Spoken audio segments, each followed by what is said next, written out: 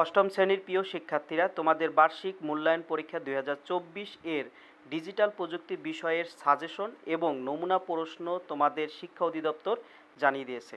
আজকের এই ভিডিওতে আমরা ডিজিটাল প্রযুক্তি বিষয়ের কোন কোন অধ্যায়ের উপরে পরীক্ষাটা হবে তা আলোচনা করব এবং প্রশ্নের মান বন্টন ও একটা নমুনা প্রশ্ন দেখব। ঠিক আছে, দেখো শুরুতে রয়েছে তোমাদের অধ্যায়গুলো, এই যে দেখো, যার মধ্যে রয়েছে শিখন অভিজ্ঞতা 2, ডিজিটাল প্ল্যাটফর্মে ব্যক্তিগত তথ্যের নিরাপত্তাজনিত ঝুঁকি, এটা পড়বা 27 থেকে 52 পৃষ্ঠা।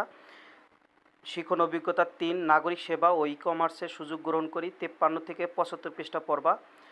শিখন অভিজ্ঞতা 4 পড়বা সমস্যা সমাধানে চাই, প্রোগ্রামিংয়ের জুড়ি নাই, এটা পড়বা 76 থেকে 107। এবং শিখন অভিজ্ঞতা 5 পড়বা চলো নেটওয়ার্কে যুক্ত হই, এটা পড়বা 108 থেকে 126। প্রকৃতপক্ষে তোমরা পড়বা 27 থেকে 126 পৃষ্ঠা পর্যন্ত। ঠিক আছে, অর্থাৎ এই 27 থেকে 126 পৃষ্ঠার মধ্যেই তোমাদের বার্ষিক পরীক্ষাটা অনুষ্ঠিত হবে। ওকে, এরপরে দেখি আমরা মূল্যায়ন কাঠামো, অর্থাৎ মূল্যায়নটা তোমাদের কীভাবে হবে। তোমরা অনেকেই জানো যে শিখনকালীন একটা 30 মার্ক থাকবে, অর্থাৎ 30% থাকবে মোট মার্কের, ওইটা তোমাদের ক্লাস চলাকালীন অবস্থায় শিক্ষকরা তোমাদের দিবে। আর আরেকটা হবে সামষ্টিক মূল্যায়ন 70%। এখানে তোমরা অনেকেই বুঝতে ভুল করো যে 70% মানে কি। 70% মানে হচ্ছে তোমাদের পরীক্ষা হবে 100 মার্কের। ঠিক আছে, তোমরা বার্ষিক পরীক্ষায় 100 মার্কের প্রস্তুতি নিয়ে যাবা, ওইখানে 100 মার্কেরই পরীক্ষা হবে। তার মধ্যে থেকে তুমি যত নাম্বার পাবা সেখান থেকে 70% কাউন্ট হবে। ওই 70% তোমাদের ওই শিক্ষণকালীন যেই 30% আছে ওইখানে ছাড়ে যেই নাম্বারটা দিবে এটা যোগ হয়ে তোমাদের মোট নাম্বার হবে। ঠিক আছে, তোমাদের জিপিএটা ধার্য করবে। আর দেখো এই তোমাদের 30%-এর নাম্বারটা কিভাবে দিবে, তোমাদের এটা ক্লাসের ভিতরে দেখো স্যারেরা অ্যাসাইনমেন্ট দিবে। এই অ্যাসাইনমেন্টের কাজগুলো যদি তোমরা ঠিকঠাক করো সেখানে পাবা 10 মার্ক। এরপরে অনুসন্ধানমূলক কাজগুলো করবা, প্রতিবেদন দিবে, এইগুলাতে যদি ঠিকঠাক করতে পারো তাহলে পাবা 10 মার্ক। এবং শ্রেণী কাজ, শ্রেণীর মধ্যে থাকা অবস্থায় স্যারেরা যেই কাজগুলো করাবে ওইখানে তোমাদের 10 মার্ক কাউন্ট হবে। এই মোট 30 মার্ক তোমরা ক্লাস চলাকালীন অবস্থায় পেয়ে যাবা। এবার চলো দেখি আমরা গুরুত্বপূর্ণ যে বিষয়টা, যে আমাদের বার্ষিক পরীক্ষায় কিভাবে প্রশ্নগুলো থাকবে তার মান বন্টন। দেখো এইখানে রয়েছে তোমাদের পরীক্ষার মান বন্টন, অর্থাৎ শুরুতেই থাকবে নৈবেত্তিক প্রশ্ন বা বহু নির্বাচনী প্রশ্ন 15টি, যার এক এক করে থাকবে 15 নাম্বার। তারপরে তার নিচেই থাকবে এক কথায় উত্তর, অর্থাৎ অতি সংক্ষিপ্ত প্রশ্ন, এইগুলা থাকবে 10টি, এক এক করে 10 নাম্বার। ঠিক আছে, এটা হলো ক বিভাগের প্রশ্ন, এই নৈবেত্তিক এবং এক কথায় উত্তর প্রশ্ন মোট 25।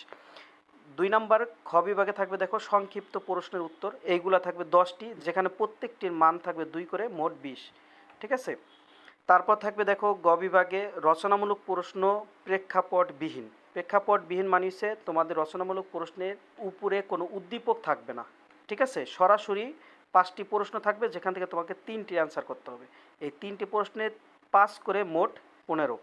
তারপরে সর্বশেষ রচনামূলক প্রশ্ন থাকবে প্রেক্ষাপট নির্ভর, অর্থাৎ উপরে একটা উদ্দীপক থাকবে, তার নিচে 2টা প্রশ্ন থাকবে, ওই 2টা ক খ প্রশ্ন থাকবে, অ্যান্সার করতে পারলে একটা প্রশ্ন অ্যান্সার হবে। তোমরা জানো 6-7-এ তোমরা সৃজনশীল প্রশ্ন অ্যান্সার দিয়েছিলে ওই রকম, তবে আগে প্রশ্ন ছিল 4টা, এখন থাকবে 2টা করে। ঠিক আছে, ওকে, এই গেল তোমাদের 100 মার্কের মান বন্টন, যেখানে সময় থাকবে 3 ঘন্টা, তোমরা 3 ঘন্টার পরীক্ষা দিতে পারবা। এবার দেখবো আমরা একটা নমুনা প্রশ্ন। দেখো নমুনা প্রশ্নটা কেমন থাকবে, অর্থাৎ তোমাদের প্রশ্নটা দেখতে কেমন থাকবে।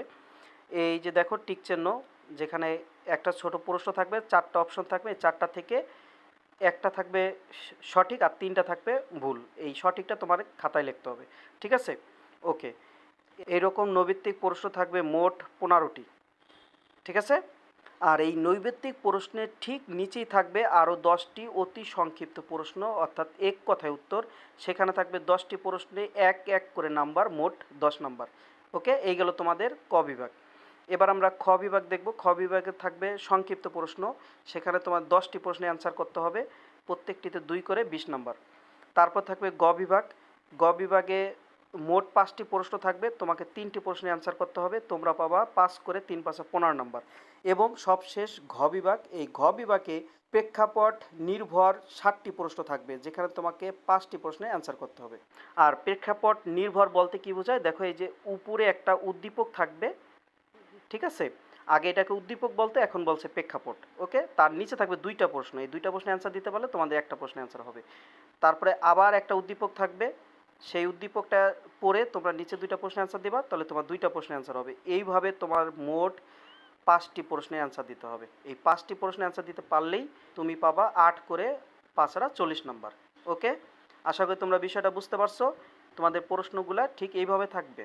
যদি তারপর না বুঝো তাহলে কমেন্টে জানাবা, আমি চেষ্টা করব তোমাদের বুঝিয়ে দেওয়ার জন্য। ঠিক আছে, আল্লাহ হাফিজ।